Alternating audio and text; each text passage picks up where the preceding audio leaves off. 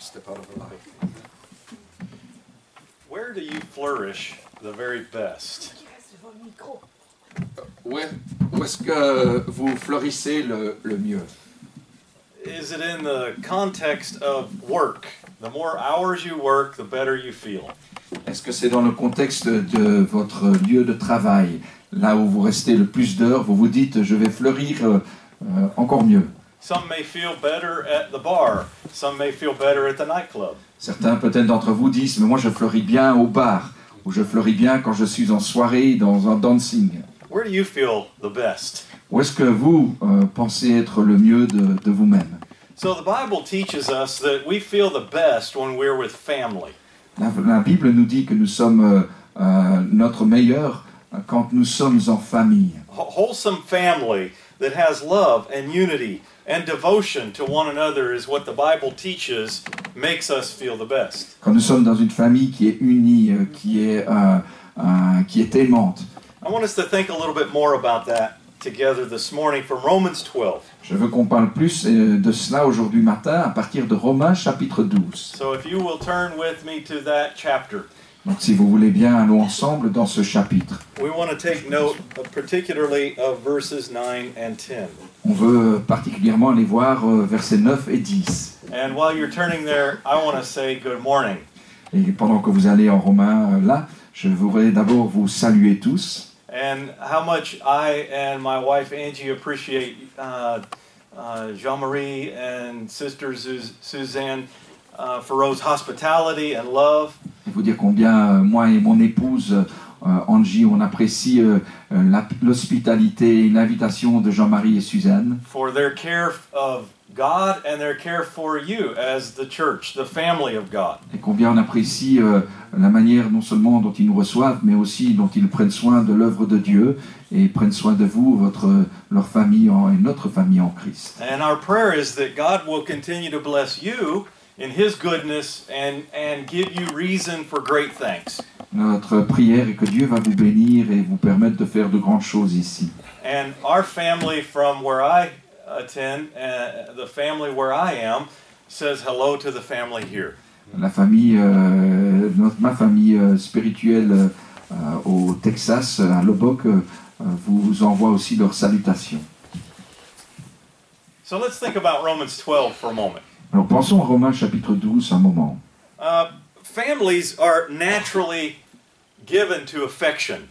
Les familles, naturellement, sont portées sur l'affection. And I realize not all of us come from a good family. Some of us come from chaotic families. Je réalise aujourd'hui que pas tout le monde vient d'une bonne famille. Certains d'entre vous sont issus d'une famille plutôt un milieu chaotique. But we all do understand family is the place where we're supposed to thrive. Mais on comprend tous aujourd'hui que la famille, c'est l'endroit où on est supposé nous épanouir. And this is especially true at younger ages. Et ça, c'est certainement vrai le plus jeune on est.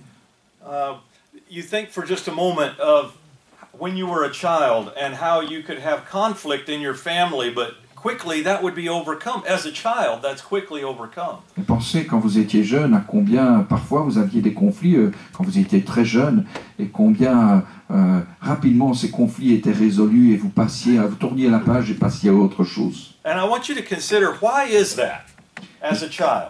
Et je voudrais que vous demandiez aujourd'hui pourquoi est-ce que c'est ainsi? Pourquoi est-ce qu'on fait ça quand on est enfant, on tourne aussi rapidement la page? Is it because as a child we're able to function without the problems of sin hanging on us? Est-ce qu'on se réconcilie rapidement entre frères et sœurs parce qu'on est capable en tant qu'enfant de moins s'attacher au péché que quand on est adulte? Like the Hebrew writer says, that we should run without the sin that easily besets us. En hébreu, l'auteur dit qu'il nous faudrait pouvoir courir dans la carrière qui nous est ouverte sans nous encombrer, sans être encombrés par le péché. C'est cette idée. I'm speaking to a group of people this morning who are old enough that you have lived in the world and you know what the world is filled with. Je sais que je parle aujourd'hui à des adultes qui savent ce qu'est le monde et combien le monde est rempli de péchés. Such things as hatred and hypocrisy and insincerity. Notre monde est rempli d'égoïsme, de pensées non sincères, de sentiments où on se déteste. These, along with unforgiveness, weigh us down. On n'arrive pas à se pardonner et tout ça, ça nous tire vers le bas. And when we bring those into the family of God, they keep us from having the kind of relationships that God teaches we should have. Et quand on amène toutes ces attitudes mondaines avec nous dans la maison de Dieu, ces attitudes nous tirent vers le bas et nous empêchent d'être tout ce que Dieu veut qu'on soit. Look at this passage in Romans chapter 12, beginning in verse 9.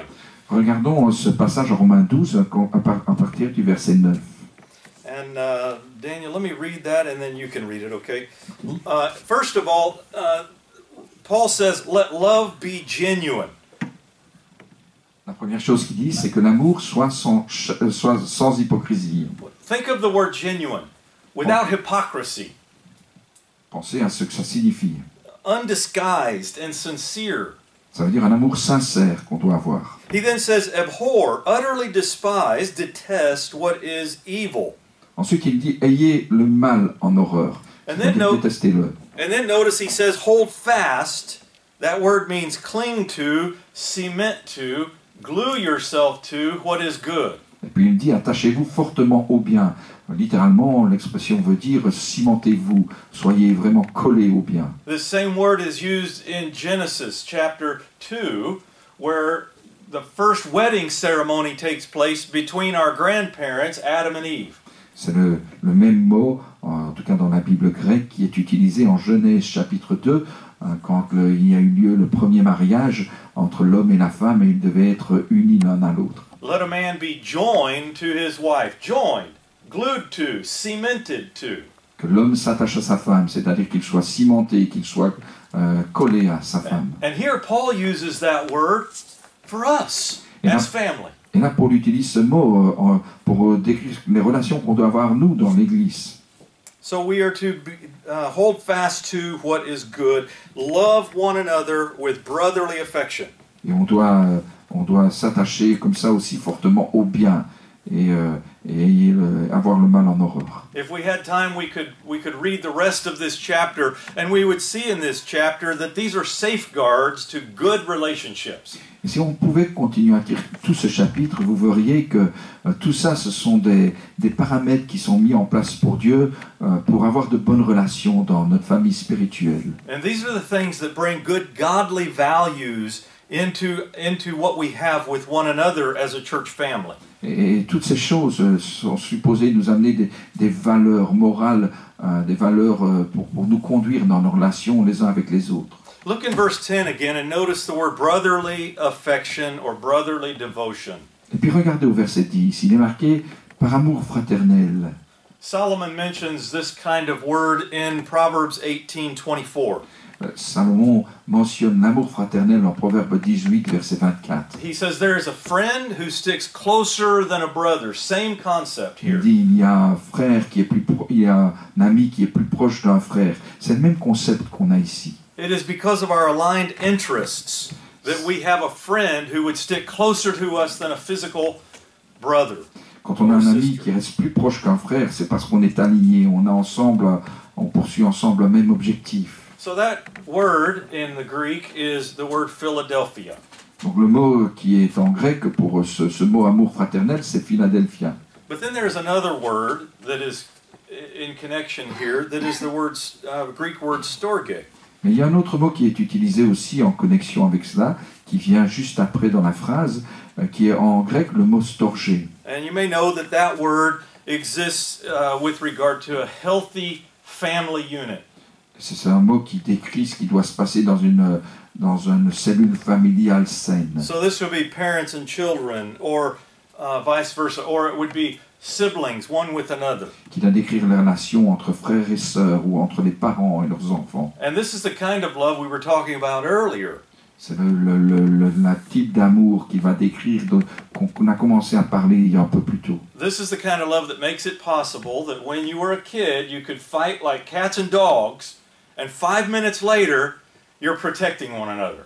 C'est le type d'amour qui fait qu'on peut, quand on est jeune, se disputer comme des chiens et chats, et puis 5 minutes plus tard, se réconcilier, avoir tourné la page et s'embrasser l'un l'autre. And so Paul takes these two words and he puts them together in this one word that we have here, brotherly affection or brotherly devotion. Et Paul prend ces deux mots, Philadelphia et Storgé, et les associe dans cette phrase au début du verset 10. And he comes up with a word that is philostorge. Et quand il vient avec le mot philostorgé, And so that would be family love, c'est-à-dire l'amour familial, not just because we're part of the same family, pas seulement parce qu'on fait partie de la même famille, but also because we have the same purpose. mais aussi parce qu'on a le même objectif. We're all related to one another through a common heritage. On est reliés les uns les autres par un héritage commun. Do you realize that's the family you're in, that we all have a common heritage? Est-ce que vous réalisez qu'aujourd'hui, dans cette famille, nous avons tous un héritage commun? Some of us here don't speak the same language as I do, Certains ici ne parlent pas la même langue que moi. and I may not speak the same language as some of you here. Et je ne parle pas la même langue que vous. We come from different countries. Vous venez de pays différents. We have many different backgrounds that we've come out of. Vous avez tous des passés différents. But God says we're family. Mais Dieu dit, nous sommes une famille.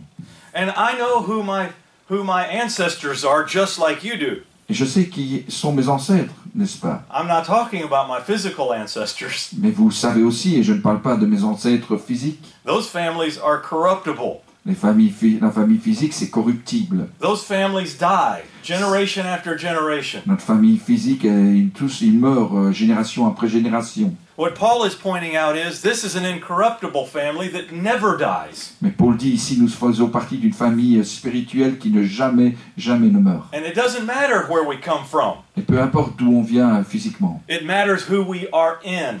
Ce qui importe, c'est en qui nous sommes aujourd'hui. Therefore, you and I, we know who our ancestors are.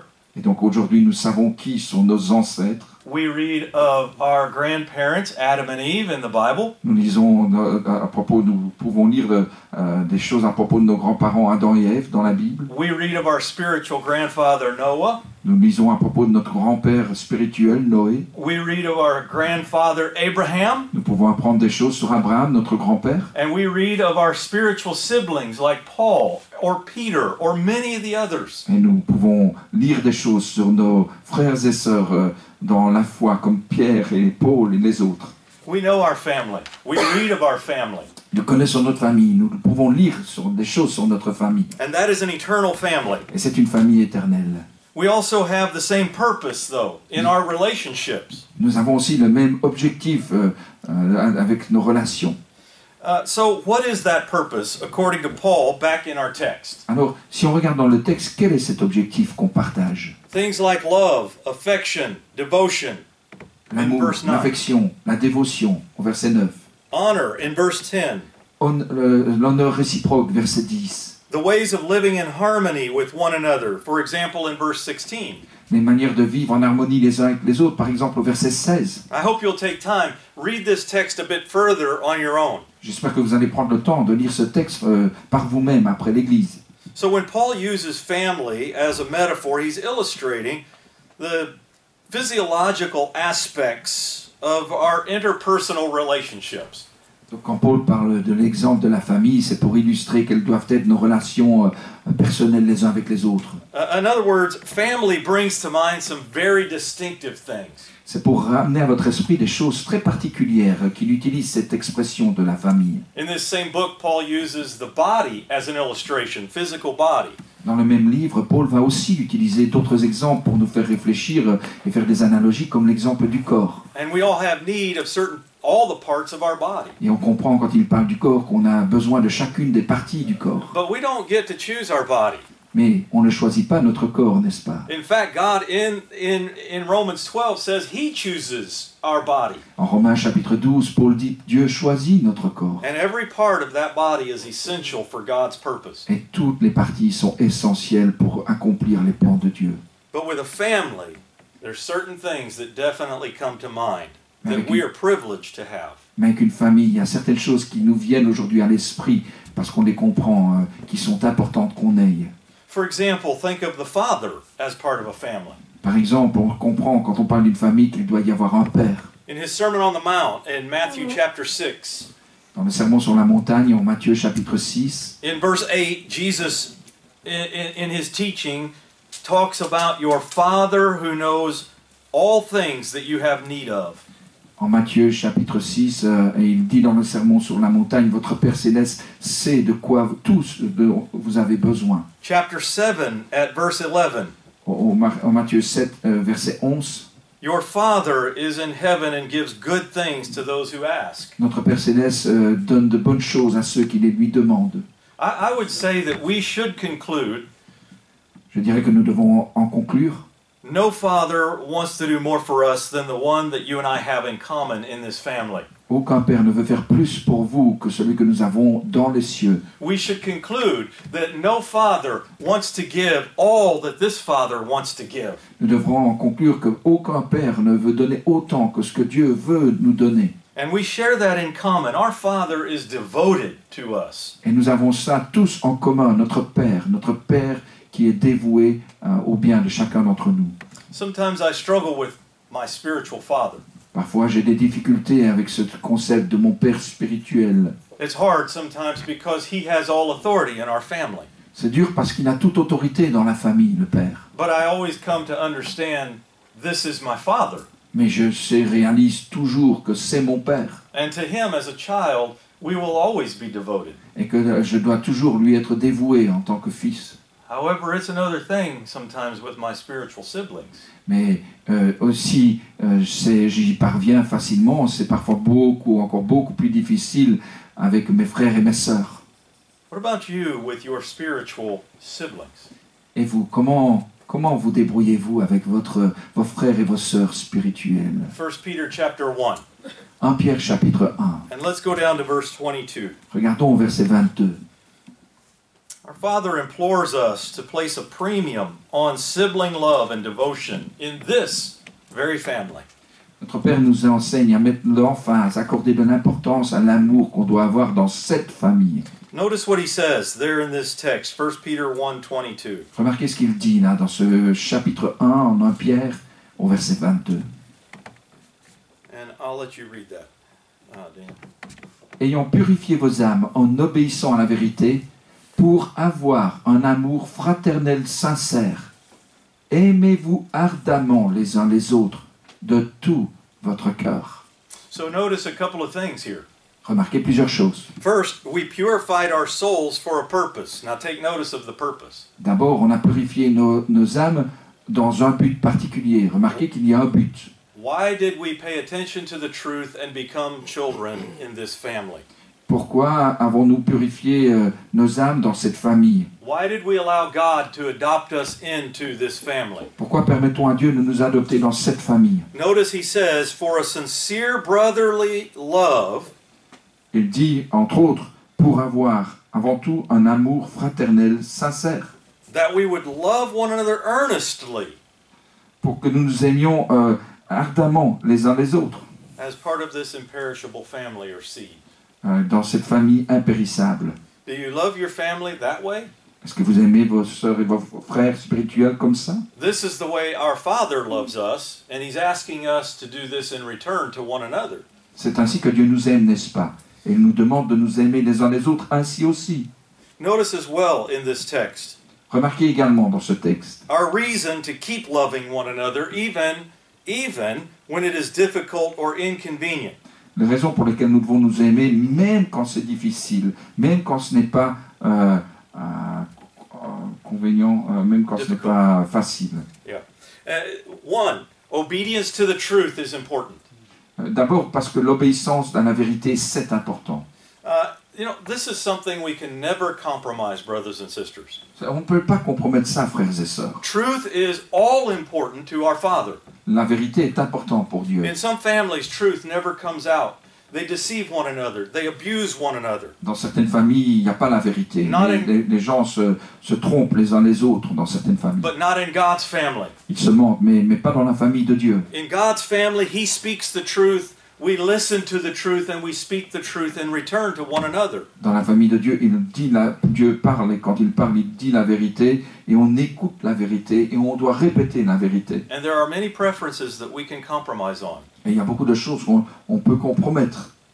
In God's family, truth is not a preference. Mais la vérité, ce n'est pas quelque chose qu'on peut compromettre dans la famille de Dieu. Never compromise the truth. Secondly, a pure heart. Deuxième chose qu'il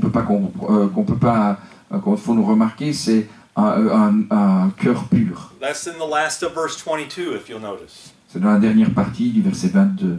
And then in verse 23, a family tie in Christ. Et puis au verset 23, nous avons un lien en Christ. So what does that look like? Alors à quoi ça ressemble un lien en Christ? Still in 1 Peter, chapter 3, verse 8. Toujours en 1 Pierre chapitre 3 verset 8. Peter actually gives a method for devoting ourselves to one another. Pierre nous donne une méthode pour être dévoués les uns aux autres. Notice he begins with the word all of you. Remarquez qu'il va utiliser le mot tous. So in the family that I'm with back home, Donc dans la famille là où je suis à Lubbock, that means me. ça veut dire moi. In this family here, that means you. Dans la famille ici à Verviers, ça veut dire vous. All of you have unity of mind, Chacun d'entre vous doit avoir l'unité de l'esprit, sympathy, les mêmes pensées, les mêmes sentiments, brotherly love, l'amour fraternel, a tender heart, un cœur tendre ou de la compassion, a humble mind, de l'humilité, never repaying evil for evil, ne rendant jamais le mal pour le mal, not reviling for reviling. ou injure pour injure. On the contrary, bless. Au contraire, nous devons bénir. Now here it is again. For to this you were called, Et voilà à nouveau la même petite phrase, car c'est à cela que vous avez été appelés, that you may obtain a blessing. afin d'hériter la bénédiction. Don't you love being blessed as a child? N'aimiez-vous pas être béni en tant qu'enfant? God notices how we treat one another, how we love one another, and He blesses us because of that. Dieu remarque comment on se traite les uns les autres, et il nous bénit quand on fait ce qu'on doit. We are a blessing to one another, but also our Father blesses us. Nous devenons, quand on fait ce qu'il nous demande, une bénédiction les uns pour les autres, mais Dieu aussi nous bénit. We are each called to sibling devotion. Nous sommes appelés à être dévoués les uns aux autres dans la famille. And this is an important word, always. Et ça, c'est un mot important, toujours. Well, but this brother or sister did this or said that, and I'm unhappy about it. Mais frère un tel m'a fait ceci, ou une sœur un tel m'a fait ceci, et je suis fâché à ce propos. In love, we are to be devoted to one another. Dans l'amour, on doit se pardonner et être dévoués les uns aux autres. When I have a cross with my brother or sister, I'm asked by God, find a way to be happy with one another again. Quand j'ai un désaccord, un différend, la Bible me dit, trouve une manière d'être à nouveau ensemble, d'être à nouveau heureux et unis. Everyone craves a sense of belonging. Tout le monde a envie d'appartenir à quelque chose de plus grand que lui-même. And the Bible is teaching us that God's family is one place that we can belong like no other place. Et la Bible nous enseigne que la famille de Dieu, c'est un endroit où on peut appartenir, un corps où on peut appartenir comme nulle part ailleurs. And I will say to you, the Bible also teaches us, as Jesus did before going to the cross, it would be that family devotion that would draw others to Him. Et la Bible enseigne que c'est ce type de dévouement les uns aux autres qui va être aussi attirant pour les gens du dehors. Maybe you never thought of this, maybe you have. Peut-être vous n'avez jamais pensé à cela, peut-être vous y avez pensé, mais The church is never compared to a club. l'Église n'est jamais comparée dans la Bible à un club. It's never compared to a social organization. C'est pas comparé à une organisation sociale. It is only and always compared to a body and a family. C'est toujours comparé à un corps ou à une famille. These things are far superior to what the world has to offer us. Ça, c'est vraiment supérieur à tout ce que le monde peut nous offrir. And our God promises wonderful benefits for being part of it all. Et Dieu nous promet des bénéfices extraordinaires si nous voulons en faire partie. Let love be genuine. Mais il faut que l'amour soit sincère. Abhor what is evil. Il faut que nous détestions ce qui est mal, Hold fast to what is good. que nous nous attachions à ce qui est bon, Love one another que nous nous aimions de tout notre cœur, with brotherly affection. avec de l'affection fraternelle. Maybe you're not in God's family. Peut-être aujourd'hui vous ne faites pas partie de la famille de Dieu. I hope that it brings relief to your heart when I say to you that you do not have to be separated from God or his family. J'espère que ça vous apportera du soulagement aujourd'hui d'entendre que vous n'avez pas à vivre séparé de Dieu ni de sa famille spirituelle. It's wonderful to know that our past does not matter to God. C'est merveilleux de savoir, n'est-ce pas, que notre passé n'importe pas pour Dieu. What matters to God in this family is our future. Ce qui importe pour Dieu, c'est notre futur. And thankfully, this God wants us to have the best future. Et encore bien, Dieu veut que nous ayons le meilleur futur possible. Last time I was here, I talked to all of us about physical family relations. La dernière fois que j'étais ici, j'ai parlé des relations physiques dans la famille sur le mariage. And that is very important. Et ça, c'est très important. I would say that today's lesson is even more important to us than that. Mais je dirais qu'aujourd'hui, la leçon est encore plus importante que la dernière. Because God created us for this family. Parce que Dieu nous a créés pour cette famille. And I hope you're a part of it. Et j'espère que vous en faites partie. But if you're not, I hope you'll become a part of it. Et si vous n'en êtes pas, j'espère que vous allez le devenir. I want to thank you for listening this morning. Merci pour m'avoir You're écouté very ce matin. kind. Vous êtes très gentil.